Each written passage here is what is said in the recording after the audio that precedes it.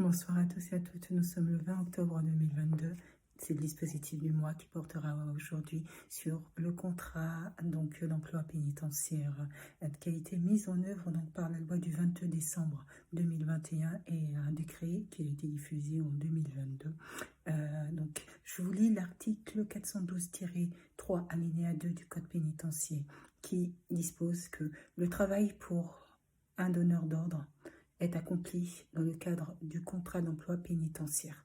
Cette simple phrase, c'est dans cette phrase c'est l'acte fondateur de ce contrat qui a plusieurs spécificités que je vais évoquer. Les relations entre la personne détenue et le donneur d'ordre sont régies par les dispositions du présent code et par celles du code du travail. Par les dispositions du présent code, donc le code pénitentiaire, et par le code du travail. Fondamental également, puisque ce contrat ne se limite pas au contexte carcéral, mais ce contrat s'étend au droit du travail. Et puisqu'il relève du droit du travail, au niveau du système judiciaire, il a une validité juridique. Et comme il a une valeur juridique, il peut être esté en justice, il peut être porté devant la justice en cas de litige, sauf que là, ce n'est pas la justice de droit privé qui rentre en compte. Dans ce contrat-là, c'est la justice administrative. Et je vais vous expliquer pourquoi. Tout d'abord, il faut savoir, c'est important de préciser que lorsque le détenu souhaite pouvoir occuper un poste, il doit faire une demande. Il doit être reconnu en capacité, en droit de pouvoir travailler auprès de la direction de l'établissement pénitentiaire. Dans ce cas-là, il y a un contrat qui lui est proposé. Ce contrat, auparavant, était un contrat unilatéral, c'est-à-dire que le détenu qui était retenu se voyait proposer un contrat qu'il avait assigné, qu'il engageait en droit et obligation. Ce n'était pas un contrat bilatéral.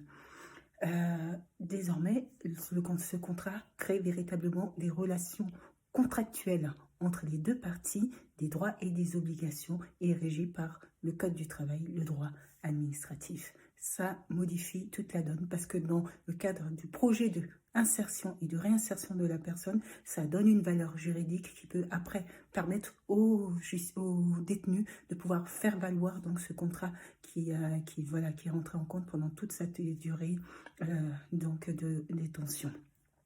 C'est passionnant. Je pense que si vous avez l'occasion de lire cet article qui était dans l'ASH, vous en saisirez toutes les spécificités.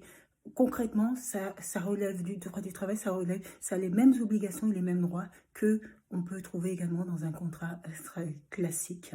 Le salarié est soumis à 35 heures, donc possibilité de pouvoir travailler à 35 heures, sinon à temps réduit. Le contrat est signé. C'est un contrat qui est signé entre l'établissement et le détenu lorsque le donneur d'ordre, ce qu'on appelle le donneur d'ordre, c'est la personne qui va donner les ordres et qui peut être une personne morale. Je dis personne morale, donc personne morale c'est un établissement ou tout autre type de structure. Ce qui peut être une structure qui est pas du tout liée à l'établissement. Donc dans ce cas-là, il y a un contrat qui est signé entre le détenu et la direction de l'établissement, mais il y a une convention qui est signée entre le donneur d'ordre et le détenu. Et cette convention est annexée au contrat qui sera mis en place et qui dans une forme un peu d'accord tripartite, même s'il y a une convention et un contrat distinct, va permettre aux salariés, aux détenus de pouvoir travailler durant sa période de détention. Passionnant, je vous conseille de lire cet article.